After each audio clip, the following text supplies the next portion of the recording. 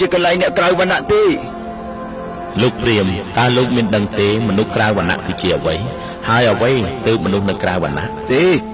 សមណៈយើងមិនចាប់អារម្មណ៍អ្នកក្រៅវណ្ណៈជាអ្វីទេយើងមិនស្គាល់ទេអញ្ចឹងចាំស្ដាប់ណាលោកព្រាហ្មណ៍ត្រូវចាំទុកមនុស្សក្រៅវណ្ណៈមិនមែនកើតឡើងតាំងពីកំណើតទេភាពជាព្រាហ្មណ៍ក៏មិនមែនមានមកតាំងពីកំណើតដែរភាពក្រៅវណ្ណៈកើតចេញពីទង្វើទៅវិញទេភាពជាព្រាហ្មណ៍ក៏កើតចេញពីទង្វើដែរអស្ចារ្យមែនទូបង្ហាញបំភ្លឺក្រំពុះពលឺងឹតទូបង្គំសូមអង្វរទូយកទូបង្គំផងសូមប្រទ្រង់យាងព្រះអង្គលោកព្រាហ្មណ៍ខ្លួនលោកមានតម្លៃប៉ុន្មានព្រះសមណៈខ្លួនរបស់ទូបង្គំមានតម្លៃច្រើនមហិមាណាស់ព្រះអង្គអញ្ចឹងយើងមកវាយតម្លៃគ្នារបៀបនេះប៉ុន្មានលើកប៉ុន្មានសារដែលលោកនាំយកសัตว์មកបួងសួងព្រះសមណៈច្រើនជាង100,000 ដងទៅទៀតឯណោះអញ្ចឹងយើងមានតម្លៃច្រើនជាងនេះពិតរឿងសមណៈលោកព្រាហ្មណ៍ដោះលែងសัตว์ដែលគួរអាណិតទាំងនេះចងយើងជំនួសវិញទៅហើយបង្ហូរឈាមយើងដើម្បីបួងសួងចុះព្រះសមណៈសត្វដែលយើងសម្រាប់ទាំងប្រមាណនេះទៅកើតក្នុងឋានសួគ៌ក្រោយពីវាងាប់ទៅណាលោកបួងសួងដើម្បីបញ្ជូនសត្វទៅឋានសួគ៌គឺដើម្បីទទួលពរព្រះសមណៈដើម្បីហេតុទាំងពីរយ៉ាងនឹងឯងលោកមានកូនទេ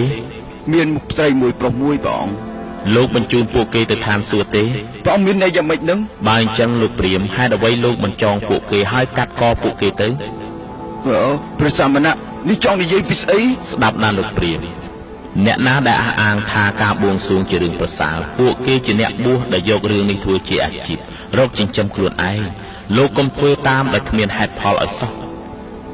បើអញ្ចឹងព្រះសមណៈទូបង្គំនឹងមានជំរឿនដ៏ល្អសម្រាប់បួងសួងព្រះជាម្ចាស់ដល់លែងសត្វគួរអាណិតទាំងអស់នេះទៅបានព្រះសមណៈបើទូបង្គំដល់លែងបែបនេះតើគូបង្គំនឹងរស់នៅក្នុងសង្គមព្រាហ្មណ៍យ៉ាងម៉េចនាពេលលោកសម្ដែងក្តីមេត្តាចំពោះសត្វទាំងនេះហើយសត្វដ៏ច្រើននឹងគោរពដល់លោកនឹងទទួលបានពរពីព្រះជាម្ចាស់អូយ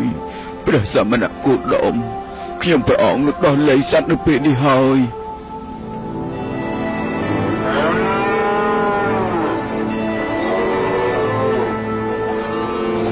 អាយ៉ាគោយើងក៏ដែលអ្នកស្រុកគោរពទ្រង់វាជាការពិតទ្រង់ជាអ្នកត្រាស់ដឹងអស្ចារ្យណាស់លោកជាទីគោរព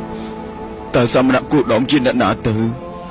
ទ្រង់គឺជាព្រះពុទ្ធអ្នកសាងចំពោះផ្លូវអ្នកដែលមិនបានសាងអ្នកប្រកាសចំពោះផ្លូវអ្នកមិនបានប្រកាសអ្នកដឹងផ្លូវចំពោះអ្នកដែលមិនបានដឹងផ្លូវ